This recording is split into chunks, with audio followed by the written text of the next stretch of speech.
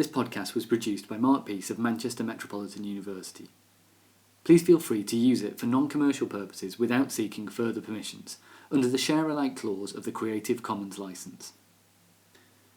Once upon a time, there lived a group of early scientists called the alchemists. Learned intellectuals based in the Arabic Peninsula, the Indian subcontinent and across Western Europe, they were unified by a single noble aim: the hunt for a mysterious hypothetical ingredient which could turn base metals such as lead into valuable gold and silver. The 700-year search caught the popular imagination, where their goal became known as the Philosopher's Stone.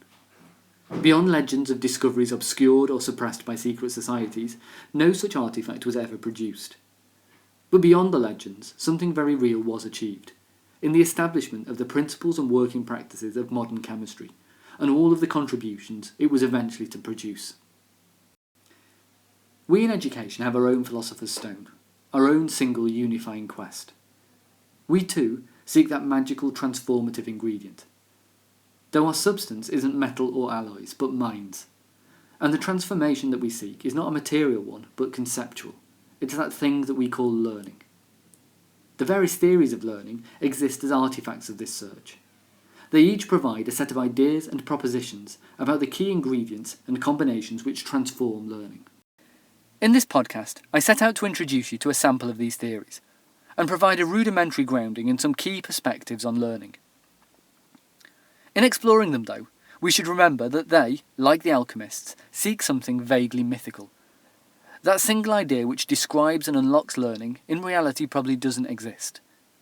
Rather, learning is something complex, individualistic, and multifaceted. But this is not to say that our quest is entirely without purpose.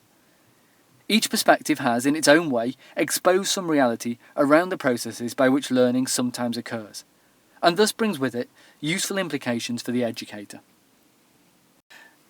The search for the true meaning of learning is age-old. In Western culture, for instance, it's notable in the work of the Greek philosophers, where it was caught up in broader discourse on the nature of knowledge and understanding. Plato, for instance, established a principle that learning occurs within the individual, through their systematic and reasoned thought and reflection. This notion was taken up by Socrates, who injected the need to go beyond singular introspection and into a dialogue, whereby another person interrogated and probed one's reasoning. Elsewhere, Aristotle laid the foundations of empiricism, with a notion that understanding came not from introspection, but from systematic observation of the outside world. In their own ways, thinkers such as these established conventions, not just on the nature of subjects, but of knowledge generation and hence the nature of learning. Through the early and Middle Ages, notions of what learning was were constituted by the governing interests invested in education.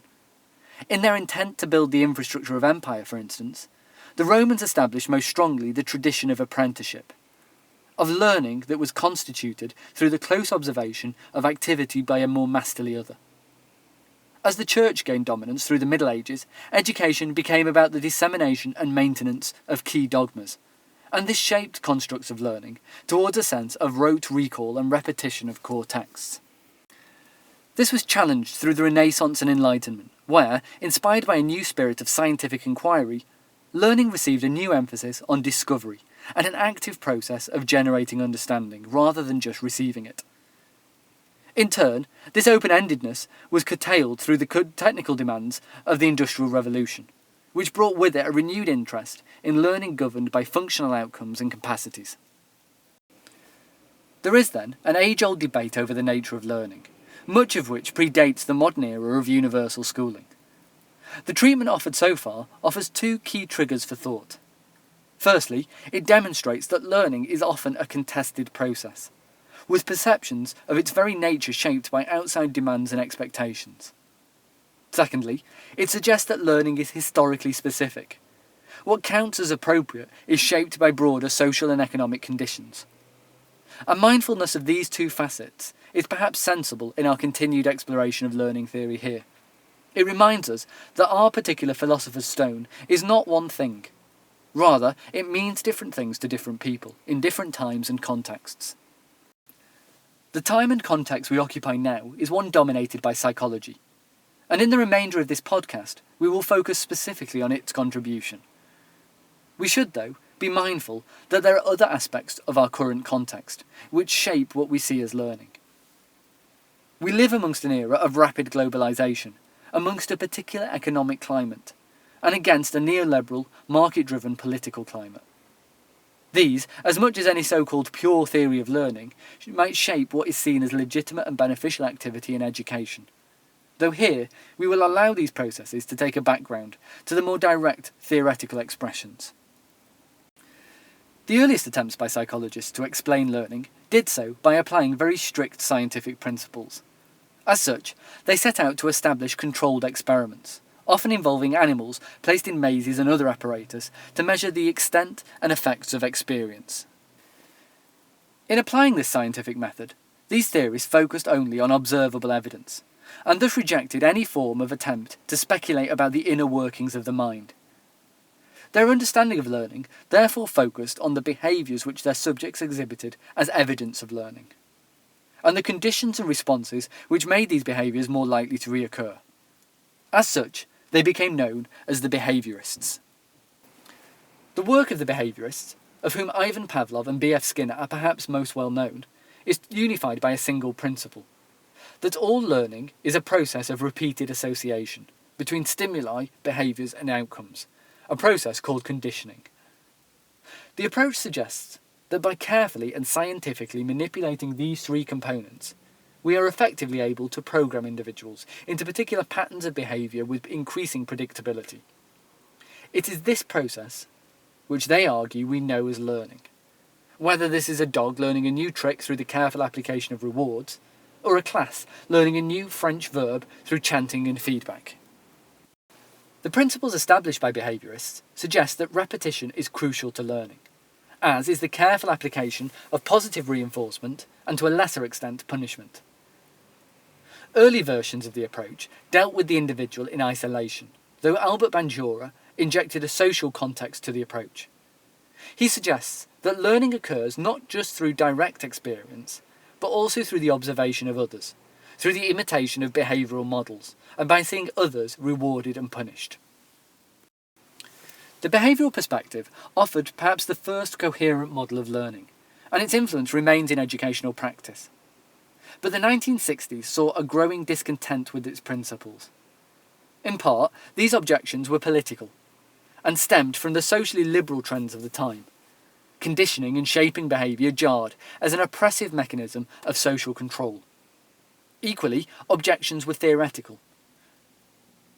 Detractors suggested that, in ignoring the internal workings of the individual's psychology, the behaviourists were ignoring a fundamental aspect of what learning is.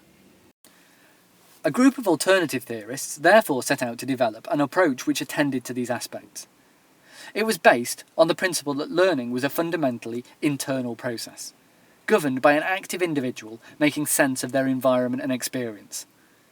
This is an approach which contrasts strongly with the model of a passive and programmable self espoused by the behaviourists. This individual, the new perspective maintained, was always an active learner, engaged not in the reception of knowledge, but in constructing new understandings by integrating experience into their existing psychologies. On the basis of this principle, the approach became known as Constructivism. At the core of Constructivism is the notion of schema, cognitive maps by which we make sense of our world. It is the refinement of these maps, which are often represented as hierarchical trees, which constructivists see as the fundamental principle of learning. When we are born, we begin to learn to make distinctions, initially between self and not self, and then between objects and people, between family and stranger, and so on.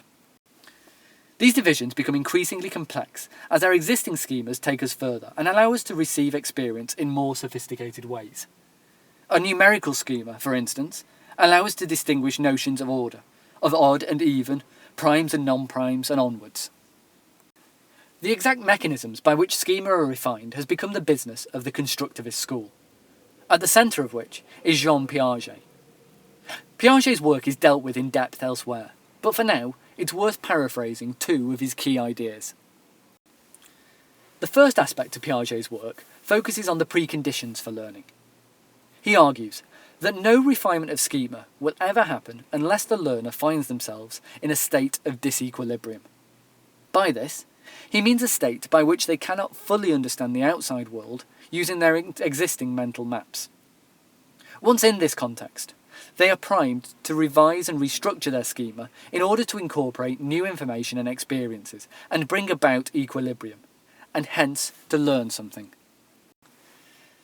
Anybody who's taken a toddler to a farm will recognise this process. They will often point at animals and incorrectly identify them.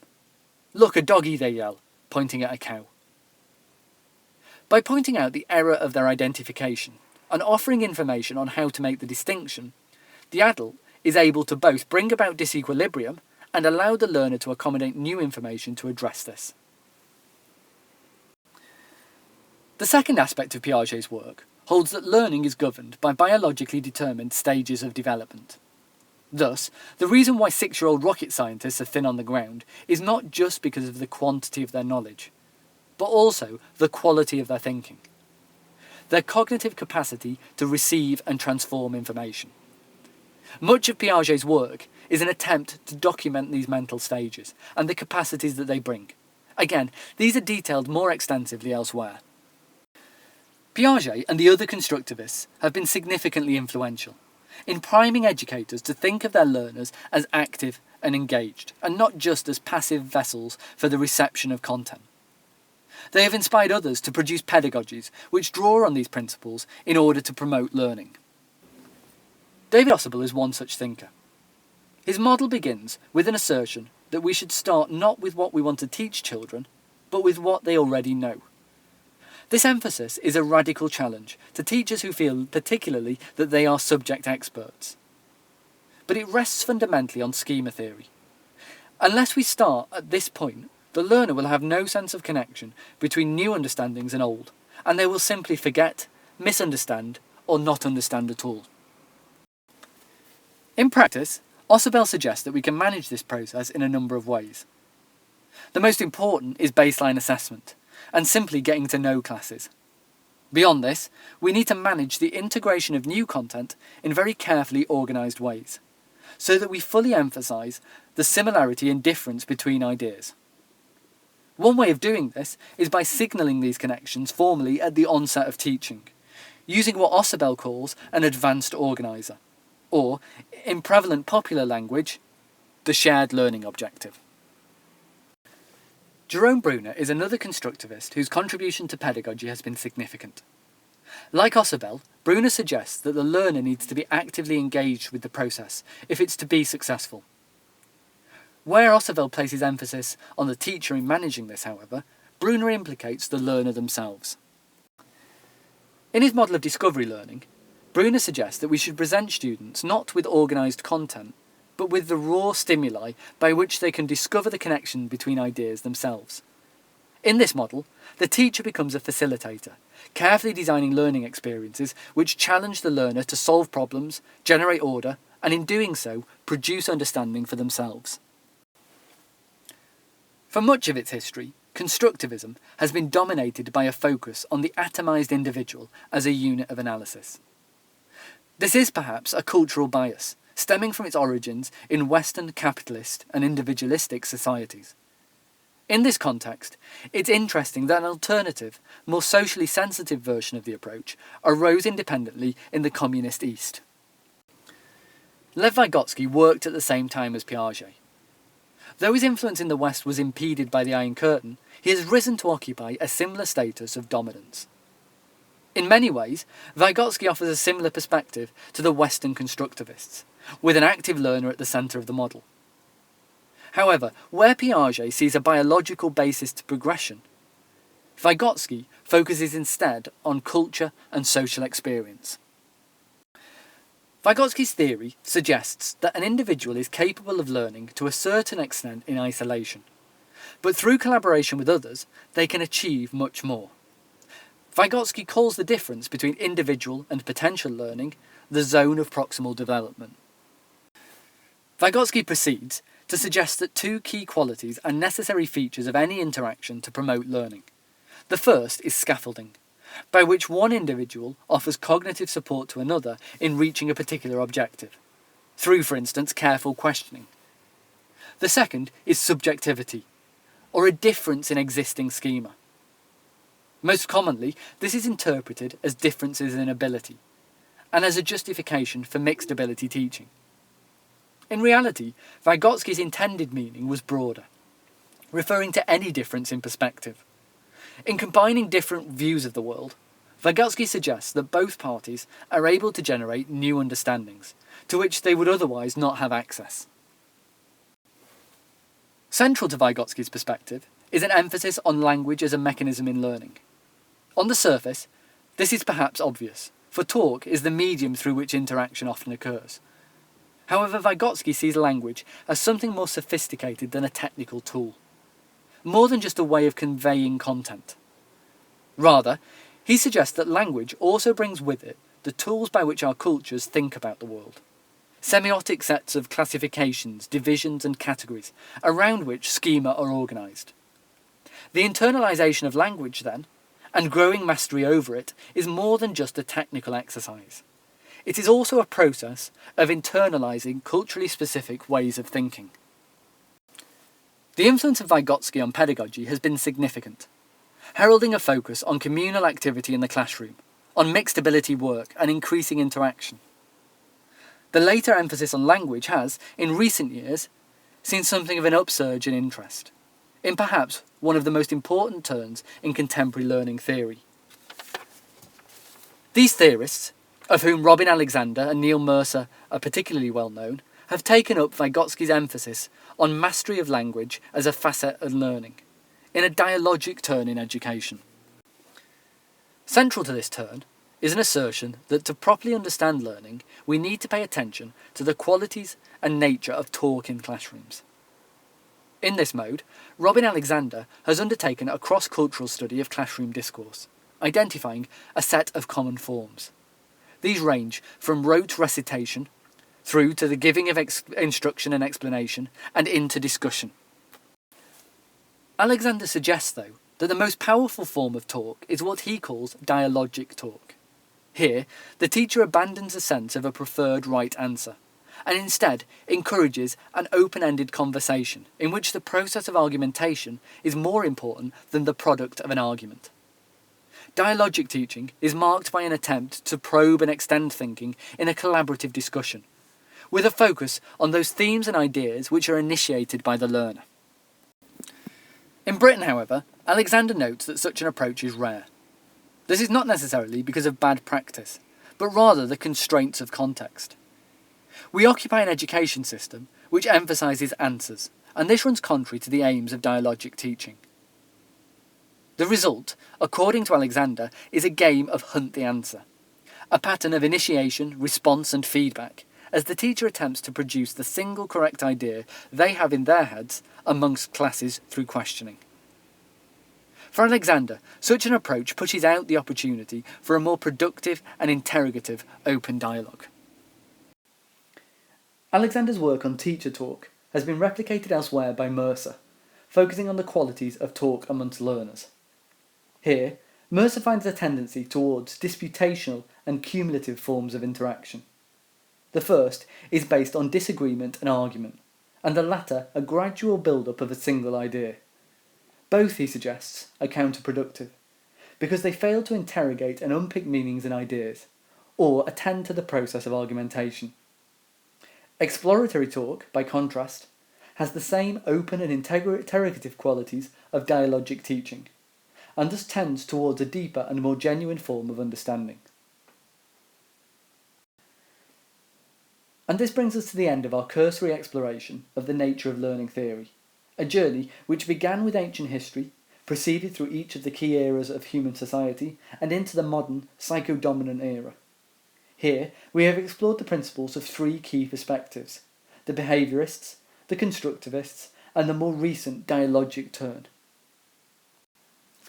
Historical tellings of this kind tend towards the illusion of a march of progress, the sense of a journey towards a definitive and proven theory of learning. In the face of this, it's worth a brief riposte to remind ourselves that we seek the philosopher's stone, a mythical, if convenient, substance. The theories explored here occur in contexts, and these shape which are seen as more legitimate and productive in as much as their inherent truthfulness or usefulness. This said, like the alchemists of old, the work of learning theory is not futile. It's generated insight in some of the ways that learning can be interpreted, and has made suggestions about practice that might be effective in educational settings. As such, an engagement with them by a critically engaged and autonomous student is always productive.